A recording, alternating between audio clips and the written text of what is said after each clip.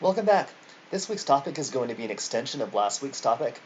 Last week we talked about variables within an experiment.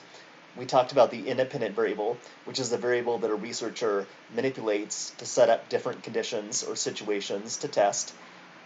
So the independent variable is a variable that the researcher changes from one condition to the next condition. We also talked about the dependent variable, which is the variable that the researcher measures or records to get the data that he or she uses to reach a conclusion. And we also talked about the levels of the independent variable, which are just the names of the conditions or situations that the researcher is setting up to test. And in this week's topic, we're going to be talking about extraneous and confounding variables in an experiment. So like I said, this week's topic is going to be an extension of last week's topic. We're going to pick up right where we left off and continue moving forward. And you'll see that the main theme in this topic is that if you as a researcher are doing an experiment, you want to manipulate a variable, the independent variable, to set up your different conditions, and you want every other variable that might affect the results to be equal between your conditions. So in a perfect experiment, you want the independent, well, in a perfect experiment, the independent variable is the only variable that is different between the conditions. Every other variable is equal between the conditions. So as an example, let's go back to that temperature experiment that I've been running with as kind of a running example. In a perfect version of that temperature experiment, the researcher would put one group in a cold room, one group in a hot room, and keep everything else equal between the two conditions.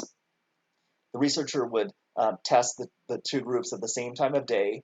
The researcher would give the two groups the same amount of time to memorize the items. The researcher would um, test the two groups in the same type of environment with the same number of distractions. That way, if one group does better than the other group, the researcher can confidently say that the temperature is what caused that to happen and not some other variable. So the main theme will be that in an experiment, you want the independent variable to be the only variable that changes from one condition to the next. That way you have strong internal validity and you're capable of reaching a cause and effect conclusion at the end of the experiment. You're capable of confidently reaching a cause and effect conclusion at the end of the experiment. And I said we're going to be introducing some new vocabulary. So the first new term we're going to learn is extraneous variable. And I'm actually going to give a simple definition and a more technical definition. So let's start with a simple definition. An extraneous variable is a variable that isn't being studied, but might affect the results. So um, let's look at this example of an experiment that I have on the screen right here and try to think of some extraneous variables that exist in this experiment.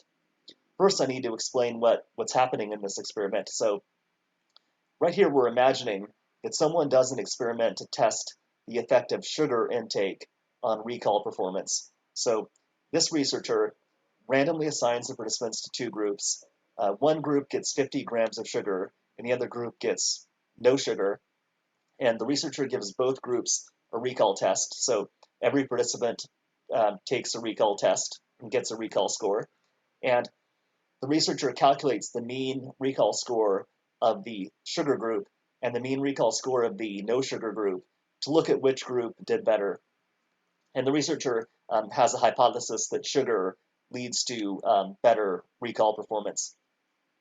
So in this experiment, sugar intake is the independent variable because that's what the researcher is manipulating. The researcher is manipulating sugar intake by giving one group a high dose of sugar and giving the other group a low dose of sugar. So sugar intake is the independent variable. The two levels of sugar intake are 50 grams and 0 grams. Those are just the names of the two conditions or situations in this experiment. And the dependent variable is recall or recall score because that's what the researcher is recording to be able to reach a conclusion about sugar intake. So In this experiment, any variable that isn't being studied that could affect recall performance is an extraneous variable. So basically, any variable other than sugar intake that might affect recall scores is an extraneous variable in this experiment. So I'm sure we could think of many examples of variables other than sugar intake that could affect recall, and those are all extraneous variables in this experiment because they're not being studied. They're outside of the focus of the experiment. So in this experiment, hours of sleep would be an extraneous variable because a person who's sleep deprived typically won't do as well. So that's an extraneous variable. The amount of time that participants are given to memorize the items is extraneous because that has an effect on recall performance, and it's also not being studied. So because, well, a person who's given 30 seconds to memorize the items might not do as well as someone who's given 5 minutes. And the amount of distractions in the lab or in the room that the people are taking the recall test is an extraneous variable. So really, like I said, the independent variable is sugar intake, and the researcher is interested in the effect of sugar intake on recall. And all variables other than sugar intake that might affect recall are extraneous in this experiment. Um, so those are what extraneous variables are. And you can think of the extraneous variables as kind of like termites that are attacking a house. So they're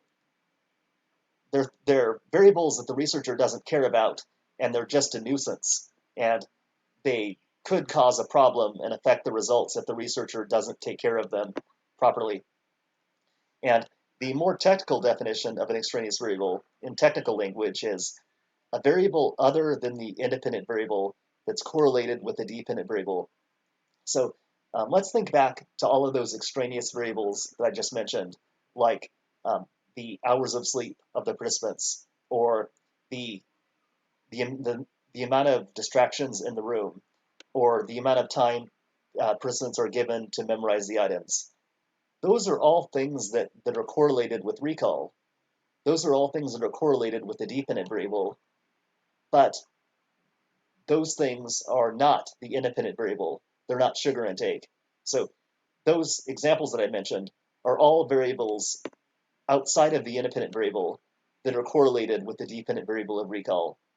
So that's just, this is really just taking the simple definition and putting it in more technical wording with more technical words inside of it.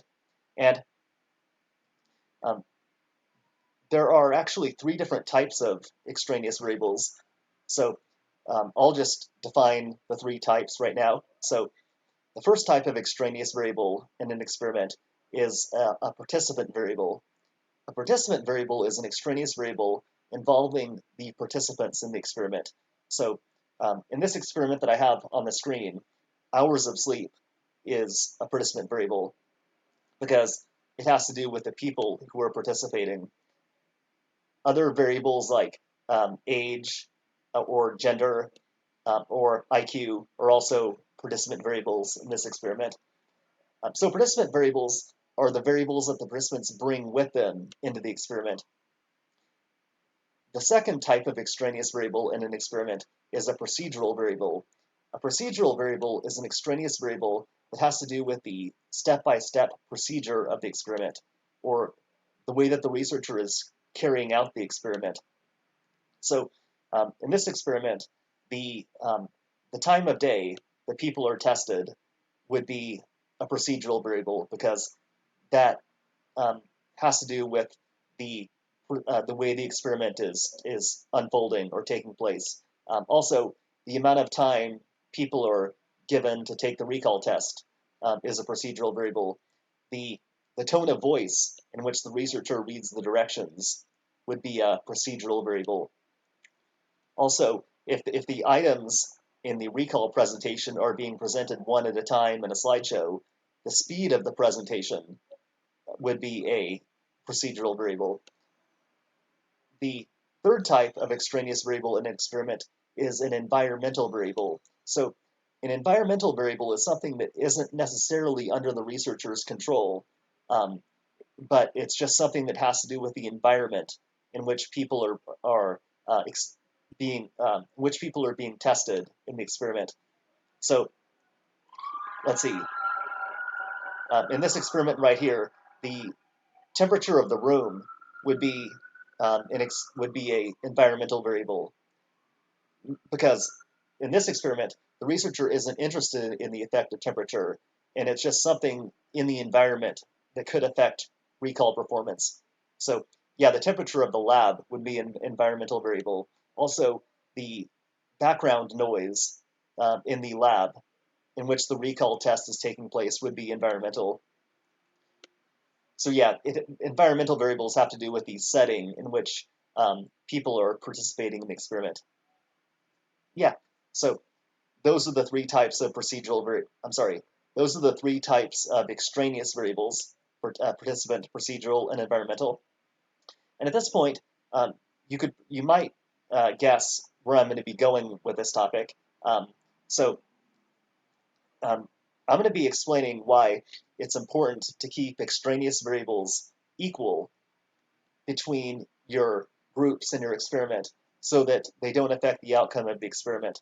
So in an experiment, um, you want to assign people to different levels of your independent variable, and you want to keep extraneous variables equal across your groups so that they don't affect the outcome.